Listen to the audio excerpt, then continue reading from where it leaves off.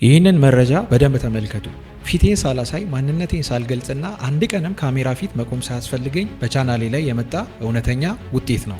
ከ900,000 በላይ ቪው፣ ከ100,000 ሰዓት በላይ መታያ ጊዜ፣ ከ1200 ዩሮ በላይ የሰራልኝ ቻናል ነው። ታዲያ ይሄ የመጣው በእድል ወይም በአጋጣሚ አይደለም፣ በስራና የዩቲዩብ ሲስተምን በሚገባ በማወቄ ነው። ብዙ ሰዎች ዩቲዩብ ጀምሮ ምንም እይታ ሳያገኙ የሚቀሩበት ዋነኛው ምክንያት የአልጎሪዝሙን የውስጥ አሰራር ስላልተረዱ ብቻ ነው። አብዛኛው ሰው ያገኘውን ቪዲዮ አፕሎድ ያደርግና ለምን እይታ አጣው እያለ ይጨነቃል። ይሄ ግን ትክክለኛው መንገድ አይደለም። እውነተኛው ሲስተም ቪዲዮ ከመስራታችሁና አፕሎድ ከማድረጋችሁ በፊት በሀሳብ ደረጃ ነው የሚጀምረው።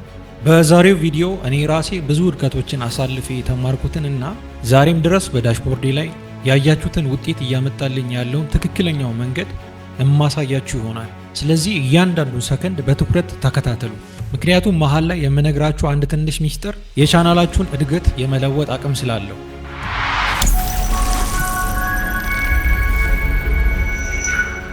የመጀመሪያው ነጥብ ሃይ ሲፒኤም ኒች ሴሌክሽን፣ ከፍተኛ ገቢ የሚያስገኙ የዩቲዩብ ቻናል ኒቾችን መምረጥ። ዩቲዩብ አውቶሜሽን ማለት ልክ እንደ አንድ የትልቅ ፋብሪካ አድርጋችሁ ውሰዱት። እናንተ የፋብሪካው ባለቤት ናችሁ፣ ሰራተኞች አይደላችሁም።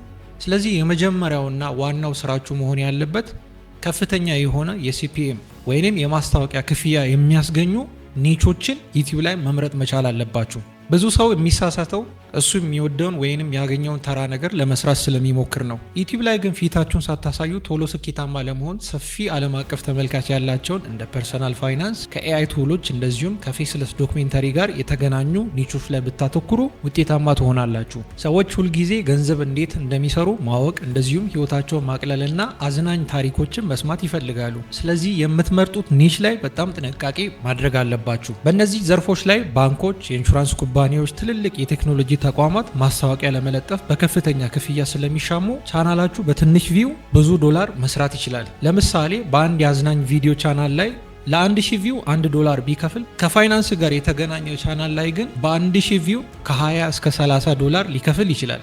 ይህ ማለት በጥቂት ሺህ እይታዎች ብቻ ትልቅ ገቢ ማግኘት ትችላላችሁ ማለት ነው። የምትሰሩትን ኒች በምትመርጡበት ሰዓት በጣም ጥንቃቄ ማድረግ ያለባችሁ አንደኛውና ቀዳሚው ነገር የወቅታዊ ባህሪ ወይንም ሲዝናሊቲ የሌለው ቋሚ ይዘት መምረጥ መቻል አለባችሁ።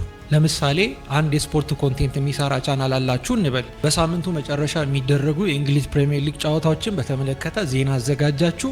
ከቅዳሜና ከእሁድ በኋላ ይሄ ዜና ኳሱ ካለቀ በኋላ የተዘጋጀውም ዜና አብቅቶለታል ማለት ነው። ነገር ግን ከገንዘብ ጋር እንደዚሁም ደግሞ ስለ ታሪክ ክስተቶች የሚሰሩ ኒቾች ላይ ብታተኩሩ ከ3 ዓመትም ከ10 ዓመትም በኋላ ተመልካች አያጡም። እንደዚህ አይነት ኒቾች፣ እንደዚህ አይነት ኮንቴንቶች ኤቨርግሪን በመባል ይታወቃሉ። ስለዚህ አንድ የዩቲዩብ ቻናል ከመጀመራችሁ በፊት ራሳችሁ መጠየቅ ያለባችሁ ጥያቄ ይህ የምሰራው ቪዲዮ ከ5 ዓመት በኋላ ለሰው ይጠቅማል? መልሳችሁ አሁን ከሆነ መጀመር ትችላላችሁ።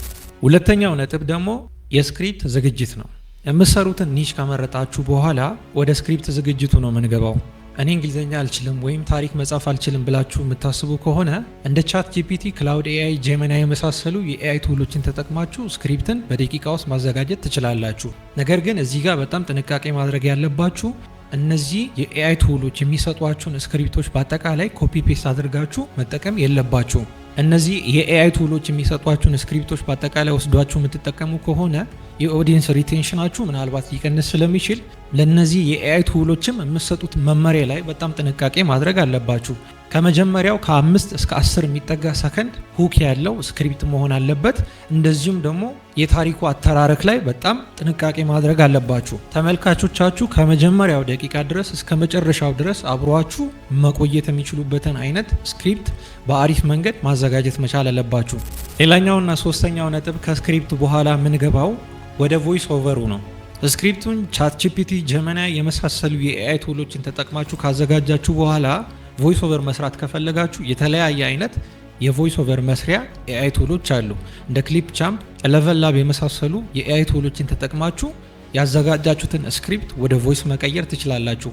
እዚህ ጋር በጣም ጥንቃቄ ማድረግ ያለባችሁ ብዙ ፍሪ የሆኑ የኤአይ ቱሎች ድምጻቸው ሮቦቲክ ስለሚመስል አሁን ዩቲዩብ በአዲሱ ህግ መሰረት ስፔሻሊ ከጁላይ 15 በኋላ በወጣው አዲሱ ህግ መሰረት የኤአይ ድምጾችን ሮቦቲክ የሆኑ ድምጾችን ስፔሻሊ በቀላሉ ዲቴክት እያደረገ ቻናሎችን ዲሞኔታይዝ እንደዚሁም ተርሚኔት እያደረገ ስለሆነ ስፔሻሊ የምትጠቀሙት የቮይስ ኦቨር አክተር ላይ ኤአይ አክተሮች ላይ በጣም ጥንቃቄ ማድረግ አለባችሁ። ከቻላችሁ ፐርሶናሊ የምመክራችሁ ፔይድ የሆኑ የኤአይ ቮይስ ኦቨር አክተሮችን ብትጠቀሙ የተሻለ ነው ብዬ ነው የማስበው። ስፔሻሊ በአሁኑ ሰዓት የሚወጡ የኤአይ ድምጾች ልክ እንደ እውነተኛ የሰው ድምጽ በደስታ በቁጭት እንደዚሁም በቁም ነገር እንዲናገሩ ማድረግ ይቻላል።